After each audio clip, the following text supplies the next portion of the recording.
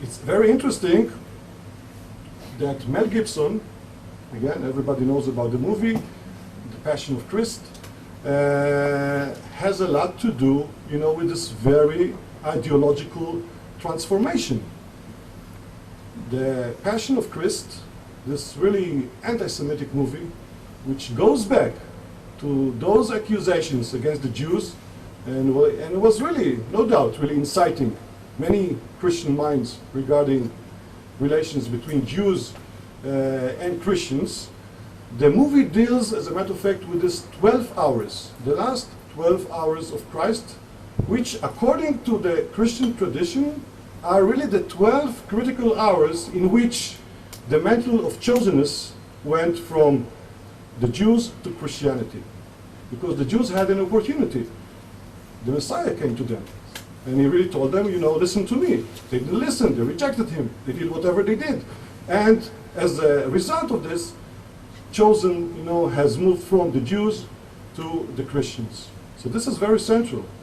So everybody knows about Mel Gibson. I'm sure that most of you also recall that 2 years ago he was caught drunk in Los Angeles, and then really he was using terrible words, regarding the Jews. 4 letters words, when it was all over the press. But not everybody understands. He and his father also a well-known anti-Semite and also a Holocaust denier. So both of them are members of the traditional Orthodox Catholic Church, which is about 3 to 4 million in the United States. Quite minor, but still a trend within the Catholic Church, who don't accept the special character, of this church is really they don't accept the 1965 reforms, the Vatican II changes regarding the Jews and many other reforms, which gives you, I think, a very interesting dimension about the movie and about the mind, the mindset, which is really behind.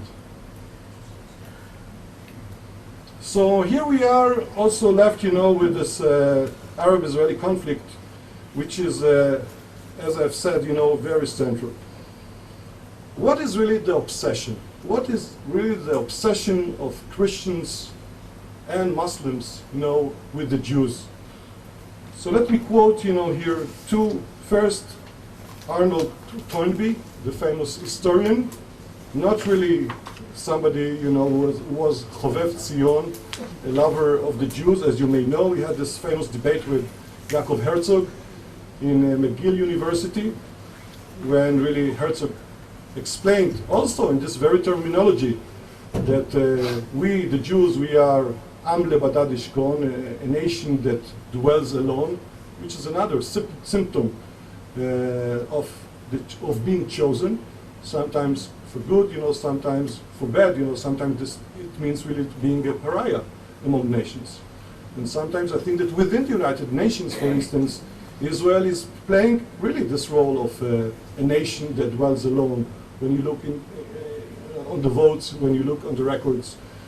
So Toynbee said something which is very interesting, because on one hand he was anti-Israel, to some extent anti-Semitic, but he also recognized, and he's really ridiculing the other religions for adopting really the Jewish concept of chosenness.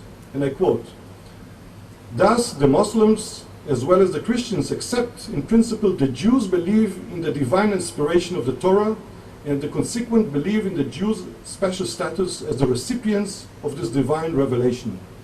The Jews' present-day importance, celebrity, and discomfort, both, the importance but the discomfort, all derive from the historic fact that they have involuntarily begotten 2 Judaic world religions whose millions of adherents." He calls Christianity and Islam as 2 Judaic world religions whose millions of adherents make the preposterous but redoubtable claim to have superseded the Jews by the Jewish God. So this is the problem, which he regards. He wrote it in the 1950s. So what are really the sources of this obsession, which sometimes there's no doubt, we see something really irrational, illogic, really, in behavior of anti-Semites. And I think this is why we need Sigmund Freud. We need really to go into the subconscious of people. And in a very unknown, I think, quote by Sigmund Freud, in his book on Moses, I think he says it. He says it, in 1-2 sentences, which I think are very central, and I think can explain a lot also about the Arab-Israeli conflict. And I quote Sigmund Freud: "The deeper motives of anti-Semitism have their roots in times long past. They come from the unconscious." And he's using, his term already. "And I'm quite prepared to hear that what I'm going to say will at first appear incredible. I venture to assert that jealously that the Jews evoked in other peoples by maintaining that they were the firstborn, the favorite child of God, the Father, has not yet been overcome by those others, just as if they later had given credence to the assumption." So in his words, the driving force of anti-Semitism is really this envy, being jealous, to the other, who has been chosen, who is really the first to be chosen, which makes, to some extent, our religion an imitation, not the original piece. And this is something which is very forceful, and which, again, you can find it really in many expressions today, in the very modern expressions of anti-Semitism. So in the Quran, I found really a fascinating book written by a Reform rabbi. He wasn't yet a Reform rabbi in the beginning of the 19th century, Rabbi Avraham Geiger, German, who really is one of the founders of the German Reform movement, which was really before, of course, the Americans. He wrote a book which was really his Ph.D. thesis in German University. It was published in 1833 under really, I think, unbelievable title, which today everybody would say this is really politically incorrect. The title of his doctorate was, "Did Muhammad borrow from Judaism?" And his answer is really affirmative here, yes and yes, all over. And he says later also that this is also the source of anti-Semitism. The frustration that on one hand we in the Quran, we have so much reliance on Jewish teachings, on Jewish concepts, on Jewish ideology. On the other hand, the Jews have rejected us. If you read carefully the Quran, this is amazing, amazing to see this obsession. All over, Muhammad really refers to the Jews, who are rejecting him, ridiculing him. This is something which really he is obsessed with, which is really amazing. This is their book, and this is, it goes all over, the Jews. And you cannot really imagine how many references you have in the Quran to the Torah, to the different personalities that we know in the Torah, to the prophets, etc., etc. It's all over. So you can have here really this element really of the subconscious, which is really very effective and affecting really relations between Jews and non-Jews. Okay, I don't have time for this. This is just, to show a little bit architecture in Jerusalem, which over the centuries always Christians, Muslims, and Jews, are trying to compete, which building is really higher. And this is really part of the struggle, of who is really the chosen, who is really being elected. But we'll go later. This is one of my heroes in my book, Benjamin the Israeli. Convert, Yehudi Mumar. Again, I cannot blame him. At the age of 12 and a half, a little bit before his bar mitzvah, his father, because it's also unbelievable, you look all over in all the biographies, because of a fight that he had in the shul, in the Sephardi shul in London, with the Gabayim. He made the decision, probably was, I think, prepared, for this major move, but, he had a fighter. He didn't agree with the Gabayim, so he really took his children to their mikveh and baptized, and then thanks to this, he could be a prime minister. Because in those days, you know, a Jew could not be elected to the parliament in Great Britain. And Benjamin Disraeli later would be really one of the major fighters against anti-Semitism, and he really helped very much Lord Rothschild to become a member by really changing the laws in Great Britain. He was a very interesting person. You know, he was, of course, a convert, but at the same time, a very proud Jew. Unbelievable proud. He was so proud, and sometimes so arrogant in saying, you know, so much about Jewish contribution to mankind, to what extent Jews really preceded Christianity. He was saying in the parliament, in one of the exchanges, without Judaism, you wouldn't have Christianity. You are dependent so much on Judaism, so this is really part of your teachings, you have to accept it. To some extent, the London Jewish Chronicle was really embarrassed, you know, by his statements, you know, and even criticized, you know, this convert, you know, for speaking, you know, in this arrogant fashion about the Jews and their input really into international society. But he was very persistent. Let me give you a few quotes. You know, he wrote many books, many novels also, but in there you can find his views, which are very, very strong. This is, by the way, is with the Queen Victoria. She liked it very much. He made her the Emperor of India. He is the one who really took over the Suez Canal. He was really somebody with really a very international view.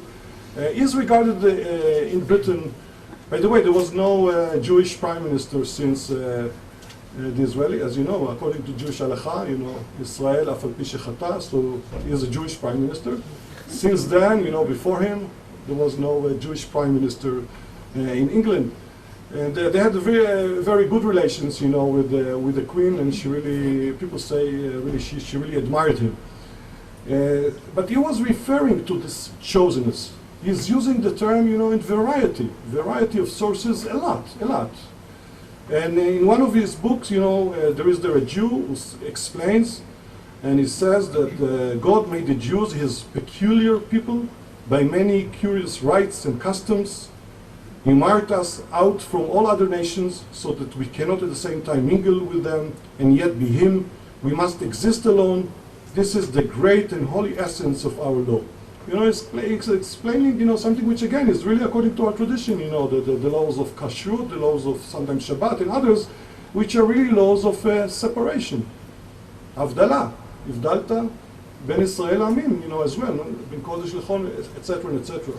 And then he says also something about Jewish suffering, which is really part, really, of the very character of the Jewish chosenness.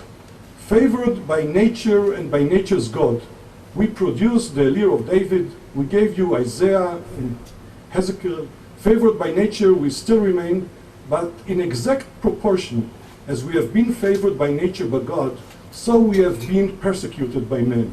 So there is always, you know, this same proportion really of suffering for Jews and also the privileges that they enjoy.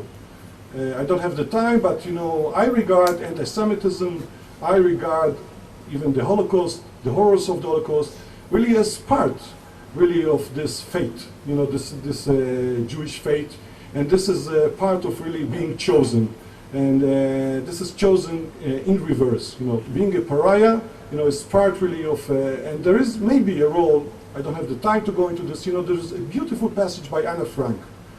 It's unbelievable, you know, what she wrote, because I know that there are some Dutch people here, and you know very well that for many years, for the Dutch and also for her father, was a very assimilated, Otto Frank, was very assimilated Jew. If you would go to the museum there, particularly years ago, you wouldn't see even sense of Judaism there. You know, it was an attempt really to present the legacy of Anna Frank in a very universal message, suffering, etc. She was more Zionist than we know, because we see this in the later editions. In the first edition that her father published, you know, of her memoirs, you know, we don't have really references to her Jewish thoughts. So she was, she is praising her sister, I think Greta, who wanted to be a nurse in Palestine and really was considering to make Aliyah. And also she speaks there about the Jewish festivals, and at some point she speaks about Jewish suffering.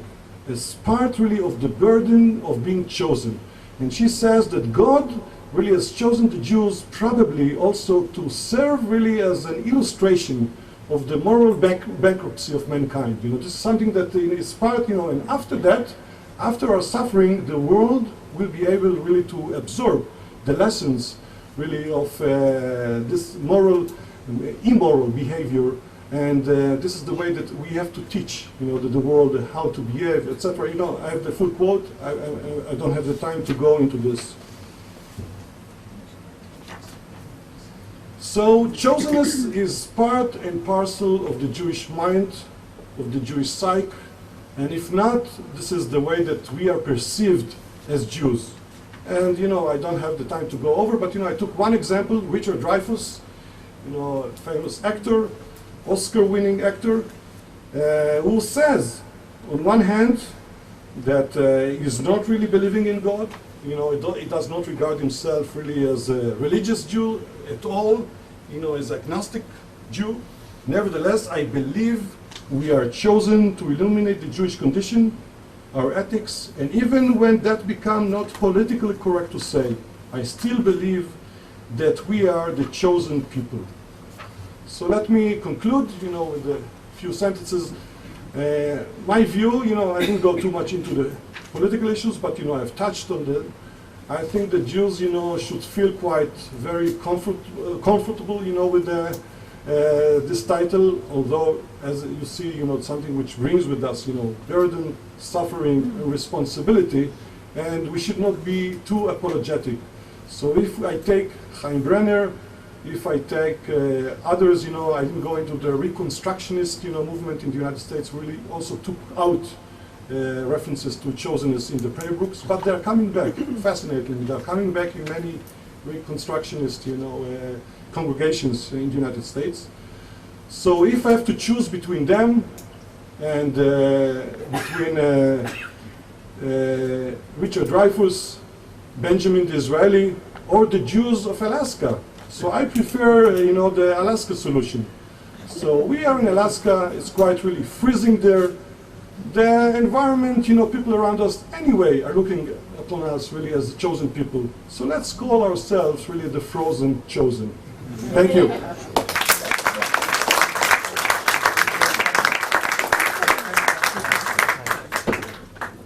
Okay. Look, it's very nice that you put up your hand. My pen ran out. So, just a sec.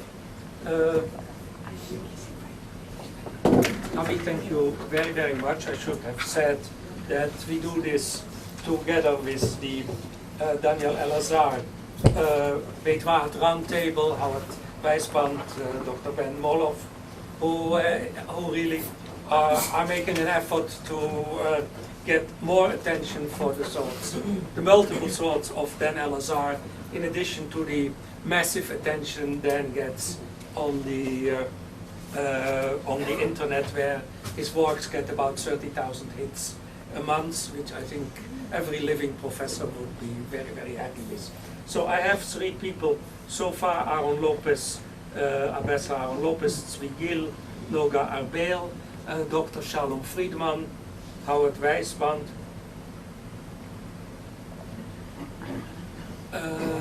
Professor Adler,